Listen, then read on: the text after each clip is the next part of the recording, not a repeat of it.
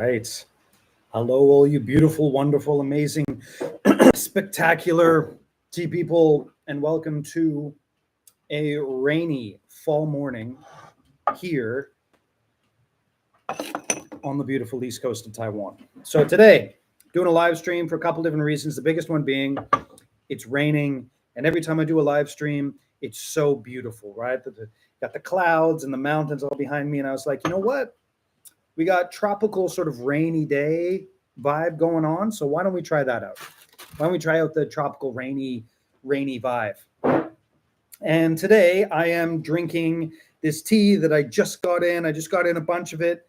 It was too late to be released on Sunday. So I don't know whether I'm going to release it this Sunday or the Sunday after. But it is an absolutely gorgeous tea. I can't remember if I did it on a live stream before, but it is a tea that I'm going to be calling High Mountain Beauty. Now, why would I call a tea High Mountain Beauty? I would call it High Mountain Beauty because it is bug bitten and it is a high mountain oolong that is bug bitten. Here, I'll take these down.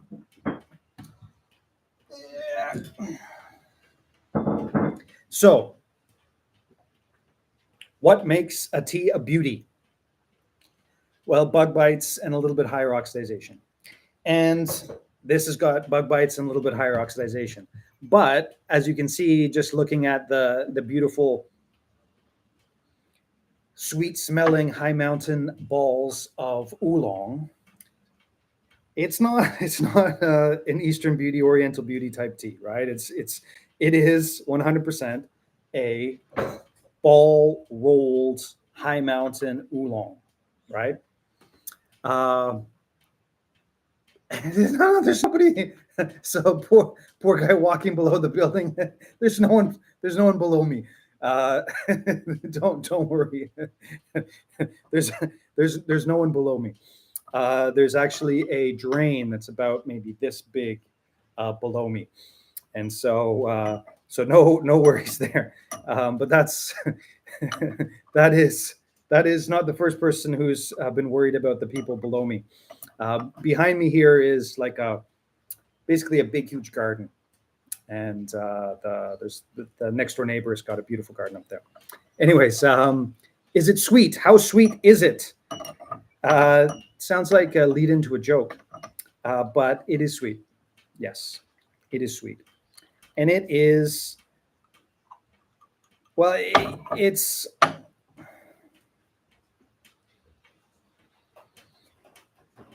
So, okay, story behind it. It is picked in June, right? So June, late June, sort of getting into the springtime. It's from an organic garden up on Jade Mountain, and I've been.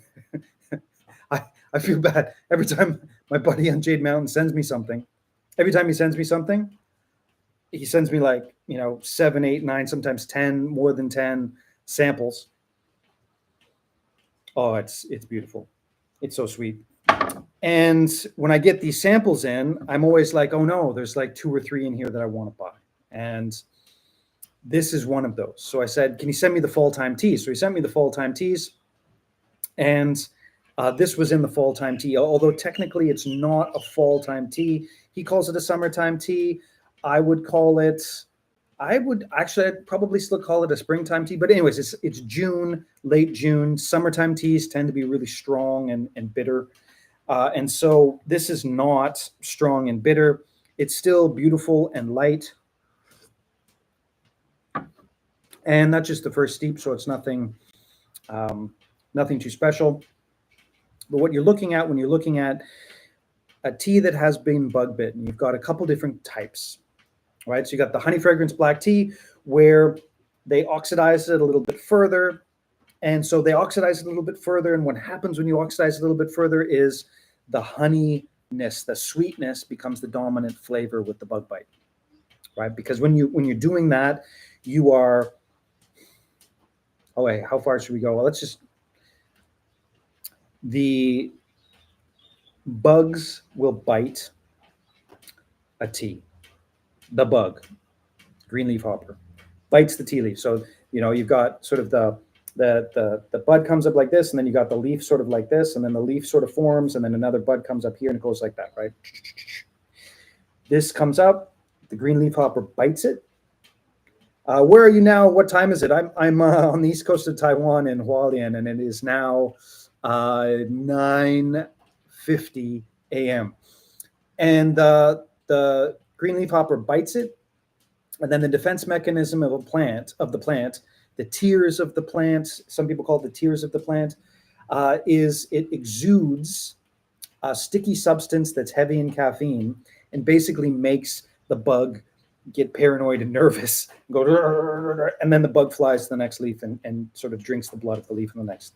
So that's basically the mechanics, right? Caffeine is a defense mechanism of the plant, and the caffeine makes us a little bit high, right? So we're like, yeah, caffeine, like, because we're not little bugs. But that's what happens, right? So the tender leaf coming up, green leafhopper bites it, it exudes this. Now that sticky substance that's heavy in caffeine, we perceive it to be honey. So we perceive it to be honey.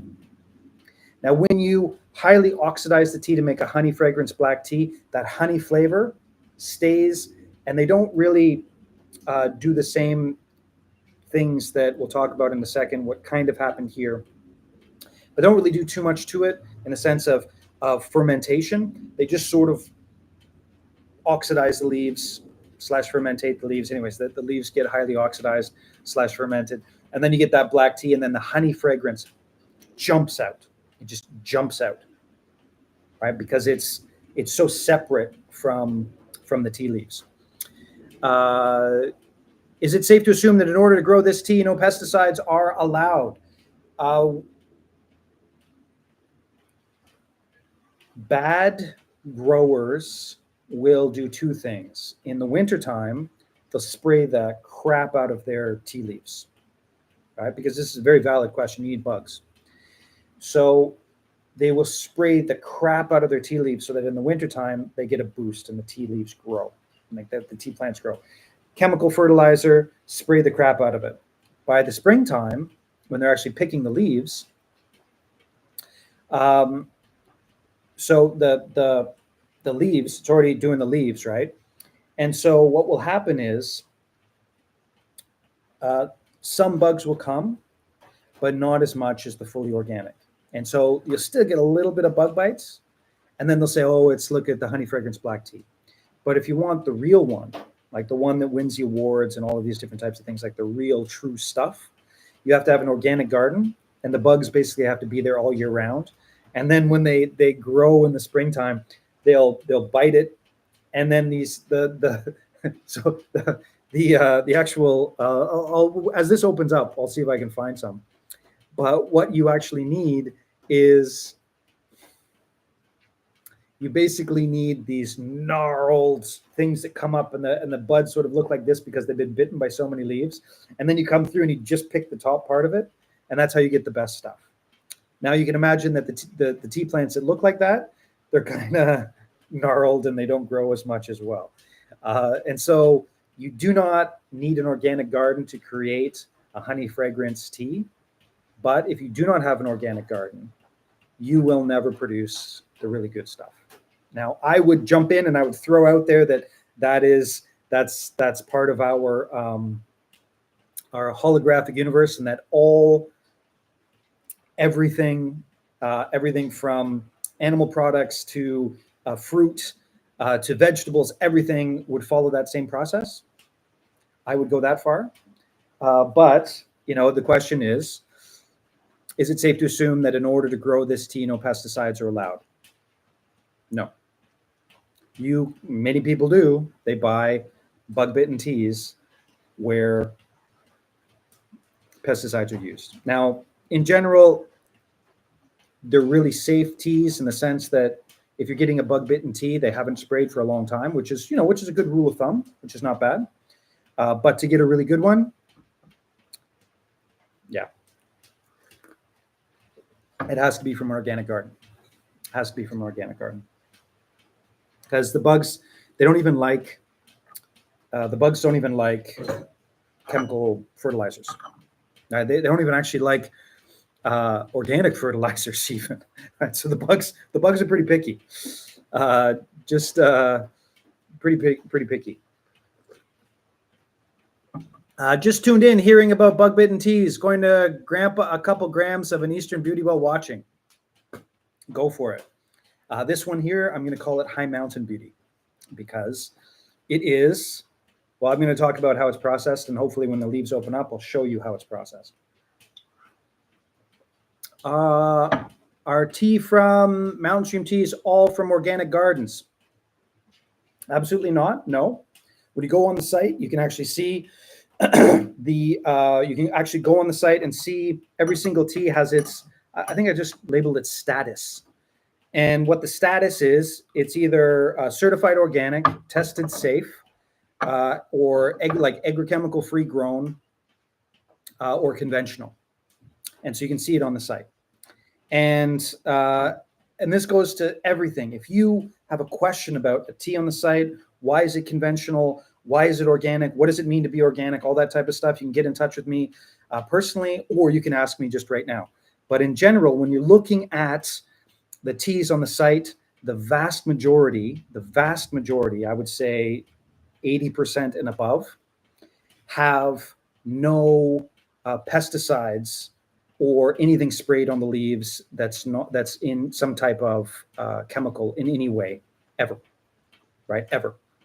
But when you're looking at organic teas and organic certifications, hopefully everybody's listening and knows it's organic certifications. Most of the time they're BS, right? Because the only people who can really pay for it are the people who can cheat. And especially if you're in a grocery store, like what they do is they have, like, say 100 hectares, and then they get 20 hectares certified organic, and then the 100 hectares will go through like that. What I try and do is I find teas that are called ND. So ND, non-detected. And there's an SGS test where all the tea that I buy has gone through this SGS test. And what it means is they test for, I think it's up to like 477 different pesticides. And so they test for these 477 different pesticides. And if anything comes out, then there's the thing. But if there's none detected, then there's no pesticides. And so that's basically what I look for. I say, what's your SGS test if I'm finding a new person? But remember too that the vast majority of the teas, I go and visit them and I spend time on the tea gardens. So it's a tough one. Any questions? I'm open book with all of that stuff, an absolutely open book. So just let me know. I heard sometimes organic label for a low quality tea, like a marketing tactic to bump up the price. I think I got that one. Yes, that's exactly what happens. And then people try that tea and they're like, it doesn't have a flavor. It sucks, blah, blah, blah. Well, yeah, if you're going to a supermarket and getting organic tea in the supermarket, it's going to be disgusting because supermarket tea in general is disgusting.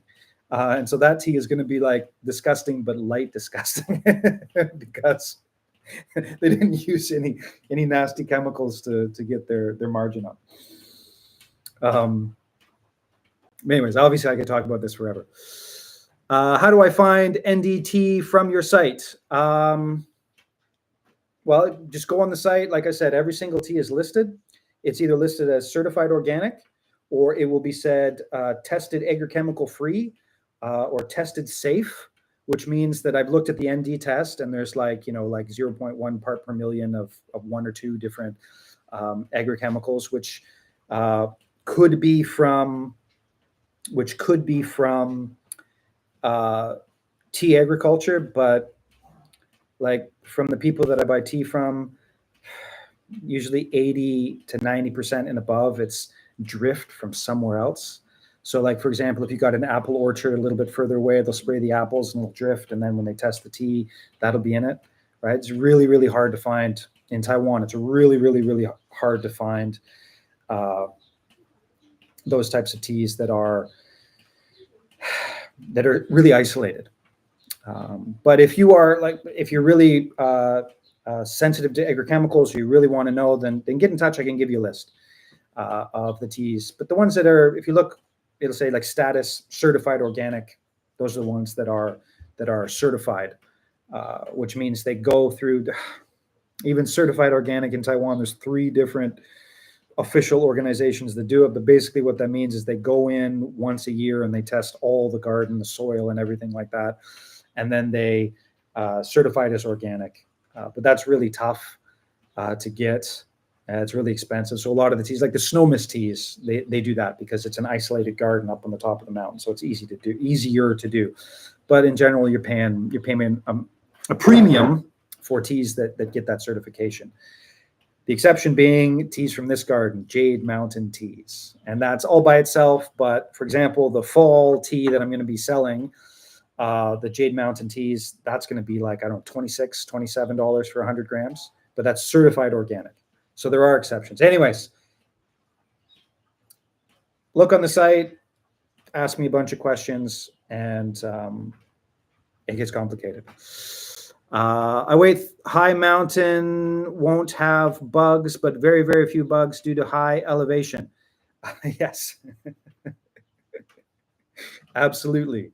Absolutely. Now, when you talk about high mountain,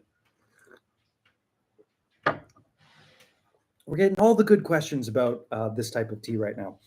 So when you're looking at high mountain in Taiwan, so what I'm looking at for the taste profile right now, up front, you're like, oh, it's a high mountain oolong.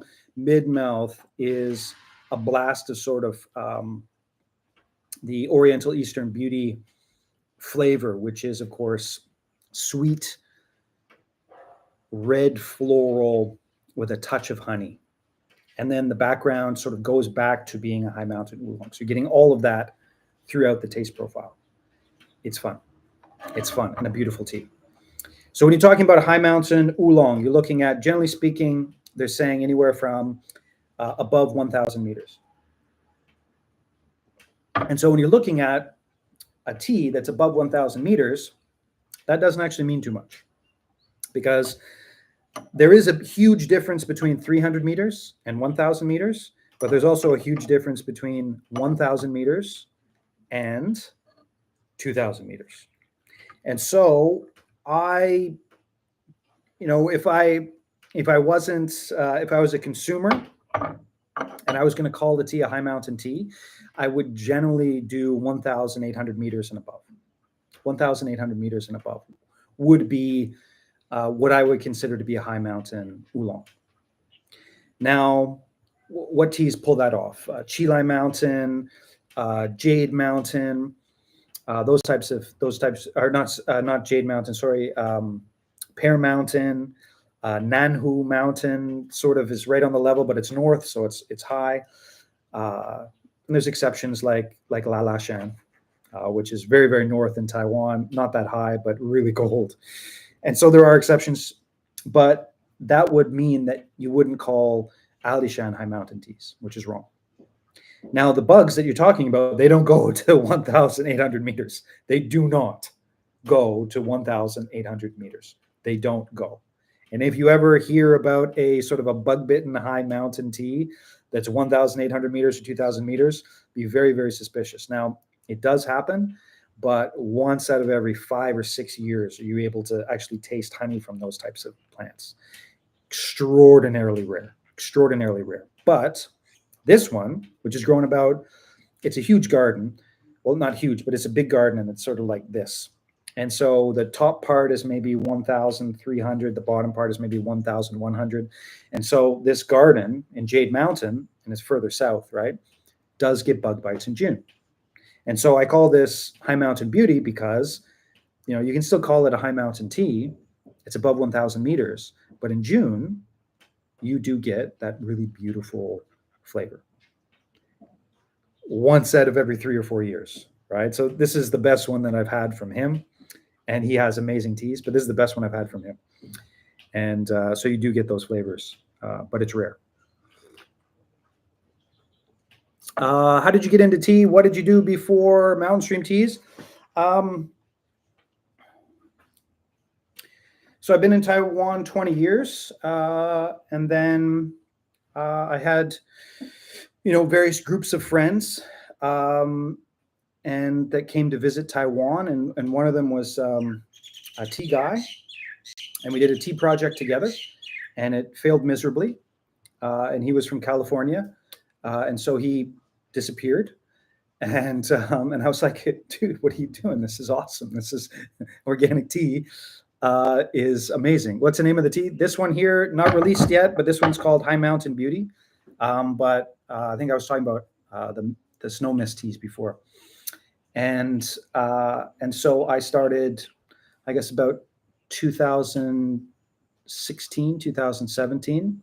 I was like, this is amazing, and so I started learning about tea.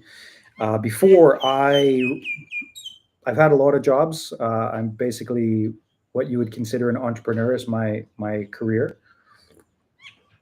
But I've had a really big problem with most things because I have a very high standard for what I do, in the sense that there has to be like a positive feedback loop. You can't be hurting anything to do it. So, I can't be a shoe salesman because I know how it works. I mean, one of the reasons why I sort of always wear the same clothes is because I know too much about the clothing industry and slave labor and where all that stuff comes from. So I can never sell clothes. In fact, I despise clothing, not because of what it is, but just because of how it's made. Like I don't want to talk about it, but if you went, like I'm in Taiwan, but if you went over to across the strait there and you went up into the mountains, you'd see a lot of slave labor, which really, really, really bothers me. And so before I was a guide, I did hiking and river tracing and all these things in the mountains right behind me that you can see. And so I could sort of tell that something was going to happen. And so I got out of, about that time, I knew something with worldwide travel was going to happen.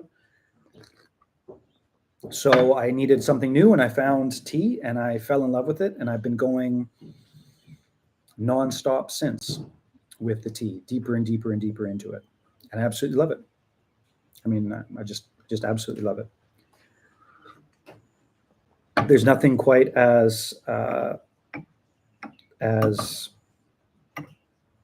positive as organic, small farmer, hand produced, hand picked, blah blah blah blah blah tea. It's not to go too far into the spiel, but organic tea is nothing but the soil and the weather of a place, right? Nothing gets hurt, other than, okay, it's it's not a forest, it's tea, and blah blah blah. Okay, you can go deep into it, right? But you don't kill the tea plants. You pick the tea. You create something that's created on the farm. Obviously there's the transportation cost, whatever, but we move, and then you support the organic farmer, which supports the organic community, which supports the community. People don't get sick, and then people drink it, and it makes them happy and healthy. But no health claim. I don't want to get canceled. No health claim. But organic tea is like the best drug ever, right? Now, let's jump back into the tea right here. So hopefully that answers the question there. Now, look at this. Now, what was I saying before, right? That if a tea is bug bitten and bitten by a lot of bugs, then when it comes up, it's going to be a gnarly little, like a normal bud. When you go to the supermarket and they've got the tea leaves there, they're perfect tea leaves, right? They're just perfect. Bug bitten teas, if you want that good flavor, that good red fruit, honey sweetness, things like that, then I'm sorry, it's not going to be beautiful. Just like organic apples, the best, sweetest, tartest, complex apples are going to look gnarled and small. It's exactly the same with tea leaves. Exactly the same with tea leaves. There's no difference. Holographic universe and all that, it's exactly the same. Check it out. This is the pick. Now, a pick for June that looks like this is kind of crazy, but take a look. Right? It should be about this big, but they're only picking the very top. And one of the reasons why it's so short here is look how many leaves are in there, right? There's so many leaves in that. And one of the reasons why it looks like this looks like a wintertime pick. This is not, this is June. And the reason it looks like that is because it's been really bitten by bugs and it's gnarly, right? It's gnarly. It comes up, and then it gets bitten by bugs and goes like that. And in June, that's, there's a lot of bugs. Now here's a better example, one that's picked a little bit longer. So you can see, this is sort of more like a spring pick. You can see here, it's still pretty gnarly, right? And you get up here, and then you can see where where this comes out, right? So you can see that, right? So you can see that that's just gorgeous, right? It's just beautiful. It coming up like that, and it's pretty gnarly, like it's been bitten by bugs, right? It's been bitten by bugs, and basically what that means is, if it's bitten by the right kind of bugs in a healthy garden, you got something really, really, really, really, really special. And this is something really, really special, but not all that expensive, which is really nice, right? It's not all that expensive, but it is, it's bug bitten beauty, right? And that's why I'm going to call it, High Mountain Beauty. Now, I didn't finish the thought earlier. Now, I'm kind of a little bit disappointed. I was hoping, I guess it's not October yet, but I was kind of hoping that I wouldn't sweat this much being outside, but what you going to do? I've chosen to live in this beautiful, amazing place. And sometimes it's a little hot and humid, like today. And like it's been for the past 4 months. But no snow, so I'll take it.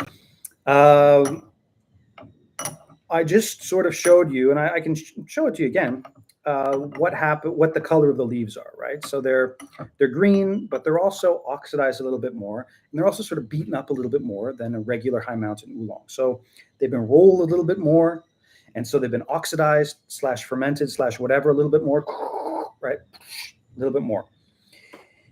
And they have been treated, I think they've also been humidized. I still have to figure out the best way to translate that. But in Chinese, you say mun, which means basically directly translates into humid. I believe it's the same character, but don't quote me on that. It might be a different character. Anyways, phonetically identical to humid. And what you do with the Eastern Beauty, Oriental Beauty is you get sometimes a plastic bag, which I don't like, but sometimes they get a cloth bag, and then they'll actually add water. And then they'll put the tea somewhere in a warm place, and then they'll actually get the temperature up. So those types of teas, they'll actually get the temperature to go up and up and up and up and up, raise the temperature, getting enzymatic oxidization, fermentation stuff going on. Remember, it's a big always with the tea nerds. Oxidization versus fermentation versus enzymatic action, blah, blah, blah, blah, blah. In Chinese, it's only one word. Right? So faxia. So in Chinese, they do it the right way. And so it's just one word, and they do that. And then they will, the tea that comes out has that sort of that classic flavor, right? So that classic, which this one has as well, the classic flavor of that red fruit sweetness. Honeyness, you've had the Eastern Beauty, and you sort of know, I'm sure, what that flavor is. Now, this one doesn't have it to an extreme amount, right? This is not the same as a lower elevation sort of Eastern Beauty. It's not. But that's why I'm going to call it High Mountain Beauty. It's got enough of the beauty, sort of the beautiness to it, to create that mix between a High Mountain Oolong and a Eastern Beauty. Now take a look at the leaves, right? So the leaves have opened up, as you can see.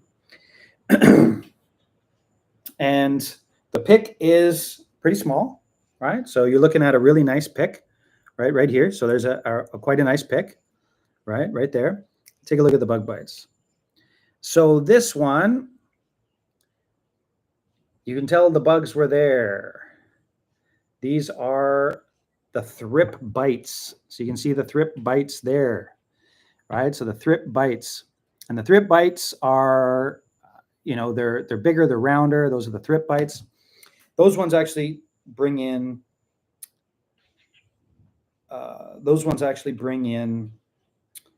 A bitterness to the taste. But when those are there, you're pretty sure, you can say pretty sure that you've also got the green leaf hoppers. Now take a look at see what I was talking about, sort of the gnarly bug bitten tops. So you can see there's the gnarly bug bitten tops, the buds coming up that are sort of gnarly and bug bitten. And that's how you know that there's been a lot of bugs on here. And then when you have a sort of a skillful tea producer, you can get that good stuff. Now, I don't know if this has been munned. Certainly it hasn't been sort of put in had water added to it and sort of fermented in the same way that you would get in Eastern or Oriental beauty. Not that much for sure. But maybe a touch. But the point is, it's been bug bitten, and it's a fun tea. It's absolutely a fun tea.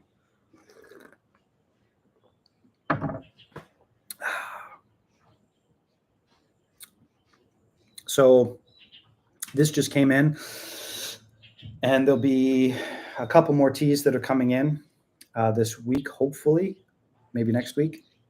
So probably not this week, but the week after, we'll do another release of teas. And as always, thank you so much to everybody who's bought tea on the site. Thank you so much. It is, yeah, I mean, it's, thank you. Appreciate it greatly. The money that you buy tea with goes to two places. One, the farmers, and two, my children's bellies. Which tea in the store is the sweetest? Which tea in the store is the sweetest right now? Which tea is the sweetest? Probably the Louye Red Oolong would be the sweetest right now.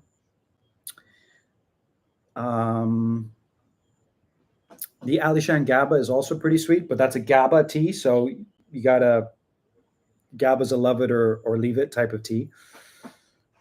What else would be a sweet tea on the site? The honey fragrance black tea is, it's more buttery and milky than super sweet, dominant sweetness right now. Let's see, I'll just do a mental flyby of the warehouse here. What else would be sweet right now? I mean, most of the teas have sort of a sweetness. Orange blossom oolong. So that's got literal orange blossoms in it, and it's super sweet. I have a sweet tooth. I do as well. And it's funny because, all the teas have to sort of go through my sensory processes to get on the site. And I'm always, I'm writing sweet again in the taste profiles. I do enjoy sweet teas. The orange blossom oolong is really nice that way. Louye Red. The sweet Isamaka, that's actually got sweet in the name, but in the back end, there's a real strength to it. The upfront is quite sweet. The back end has got a real Isamaka strength to it. The Alishan Red Oolong, but there's more of a tart complexity in there. The aftertaste is quite sweet. But I got to find, I'm waiting for the competitions to happen for the honey fragrance black tea. And then when the competitions happen, I'll buy some of the winners. Yes, Louye. Yep. And when that happens, I'll get some of the winners. And the winners are always super sweet and nice. Those are always great. I think that's it for now. I can't think of too many. Most of the teas, generally speaking, most of the teas have a sweetness to them somewhere. Some of them have there's a caramel sweetness to them. Like, for example, the Old Master Dong Ding, at some point in that complex roasted flavor, there's a caramel sweetness that pops out. But yeah, those are probably the best for now. Yes, yeah. Well, I'll get the winners if the cost benefit analysis works. Sometimes the cost benefit analysis for the winners of competitions does not work. But I will. Last year it was a big hit. Everybody really enjoyed it when I got sort of the winners last year. So I'll do that for sure. But yeah, this came in the other day. I've just been drinking it and drinking it and drinking it. It's such a fun tea, and it won't be too expensive. It won't be too expensive either. Which is nice. Certified organic, bug bitten, high mountain beauty for a cost that isn't.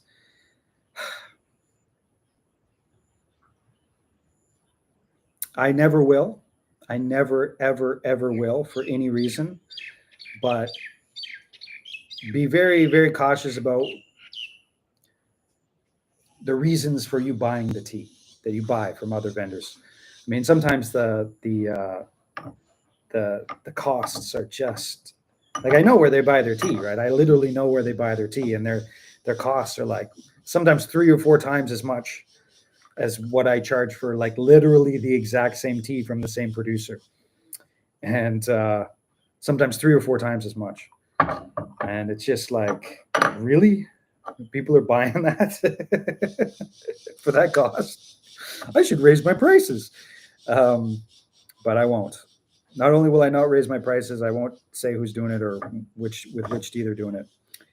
But just be, and there's nothing wrong with it as long as you know why you're buying the tea. If you're buying the tea because it's a showman, buy it. Awesome, do it.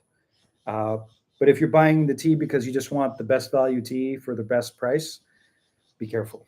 Be very careful out there. Would you consider loyalty points? I have loyalty points, Tea Putter. They are there. They are Smile loyalty points. And there are many people who take advantage of the loyalty points and get 5, 10, sometimes 25% off of their orders with Smile loyalty points. If you make an order, then all you got to do is click in there and you get like extra points for following the Instagram and things like that. I got to do more with those loyalty points instead of updating it. I don't know. TikTok keeps sending me emails. Hey, Lausha, how's it going? So TikTok keeps sending me emails and saying, you are eligible to start a company site. You're at and I don't join, but maybe I should. No. I got to draw the line at TikTok. What are you drinking?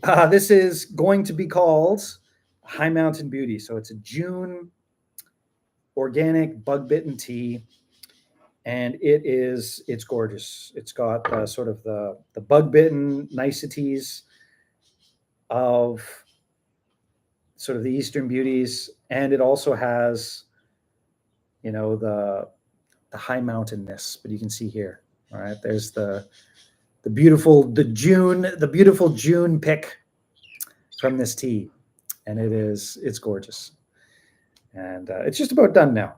I've had enough to still get a little sweaty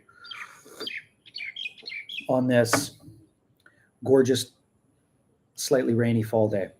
Well, I started the live stream. I wanted to show you guys it's not always sunny here. Sometimes it rains, and now of course the rain has stopped, and now there's a light breeze and the birds are out. But it's better than the cicadas, I guess. I do not miss the cicadas. That is, you get used to them, but I do not miss the cicadas. And this tea is in the site. I won't release it this Sunday. I'll probably release it the next Sunday. But I really want to. I got to get some other teas in. Like my buddy on Chilai Shan, I got in touch with him and I'm like, I want this tea. Yeah, it's awesome. He's like, great. And then he sent me back a message and said, we got a family member in the hospital, and so I can't send you the tea right now. And I was like, no problem. You deal with it. And it's been a couple weeks. And so I don't know what the right time is. It's like a Seinfeld episode, what the right time is to ask him how the family member is, and all of that. So maybe I'll try and do that this weekend. But anyways, I hope it went okay for him. Anyway, so there's a bunch of other teas that are going to be coming in. And so this weekend I will not release any teas, but the weekend after I will. And again, thank you to everybody who bought teas this weekend. The last couple of days I've been packing my ass off, putting in 10, 12-hour days to pack everything up. And just for the record, anybody who has bought tea, it is in the mail, on its way to you right now. Even if it isn't marked as sent out, it is already sent out. Because what I figured out is that, sometimes, so 10 o'clock for Eastern for you guys is 10 a.m. for me. For many people, not everybody. But 10 a.m. for me, somebody puts in an order at 10 a.m. I'm like, oh, here's an order, put it together, ship it out. It's, in the mail by 11 a.m., right? Just like that, boom, in the mail. And then I hesitate to send out confirmation emails until the next day, because oftentimes people will get in touch with me a week later and be like, when are you sending out my email? I'm like, I actually sent it out 30 minutes after you made your order. Maybe you confused it with a confirmation email, but it's actually at your door. So that happens. It happened too many times that now I just wait 24 hours. So the order comes in, even if I send it out within a couple minutes, I'll send out the confirmation email. Is agrochemical free grown ND? Yes, it is. So agrochemical free grown ND, generally speaking. I mentioned it before. Sometimes you get drift from other places. A lot of places in the high mountains, there'll be a lot of different agriculture growing around it. And so sometimes there'll be drift, and so it won't be 100% ND. But agrochemical free grown just means that there's no added chemicals to the garden. There's no added chemicals to the garden. So for example, the Firefly Alishan and the Alishan GABA is a perfect example of that. They don't use any agrochemicals, right? They use organic fertilizers, if any fertilizers at all, but they don't bother to get certified organic because they don't need to. They sell out their tea. Their tea is amazing. They send me pictures of fireflies in the springtime flying all through their gardens. It's gorgeous. It's beautiful, right? Very, very clean garden. But they don't get certified organic because it's a hassle. And like I said, it's an added cost. They already sell out all their teas. So I just write agrochemical free grown for teas like that. Because, I've been to the garden, I've seen the tea trees, and it's clean. And I would argue it's very, very, very hard to fake pictures of fireflies in your garden. That would be a lot of dots in Photoshop. I don't know whether there is a firefly filter. Maybe I'm wrong, right? Who knows with AI right now, they'd be like, add fireflies to this picture. But I do know that fireflies do not show up in unclean gardens. That is for sure. Fireflies are one of the most... I'm losing all my English. The litmus test, but that's not the right way of describing it. Markers. Anyways, the tests, right? They're the tests. They are the tests. Yeah. Yes. Alishan Firefly Milk Oolong. That's the one I'm talking about. And also the Alishan GABA. Yeah. Any other questions about anything? I've got the jade stuff should be coming soon. That was that was on the floor. My floor is covered in pieces of jade. This would make a nice necklace. But yeah, and you can see here, this isn't, obviously this is just a raw piece of jade. It's not polished up, but that's what it sort of looks like. That's what it looks like. But the jade site should be up and going at some point. It's not the highest priority. I'm just doing it for fun, but sure is beautiful. It sure is beautiful. But yeah, the jade site will be up eventually. And I think I'm gonna, before it was called Taiwan Jade Hunters, I think we're gonna change the name to Taiwan Stone Collectors. A little bit less of a loaded term, and I think the Canadian Jade Hunters got canceled, so so we don't want to use their name. So we'll call it Taiwan Stone Collectors, I believe will be the new name. But anyways, there we go.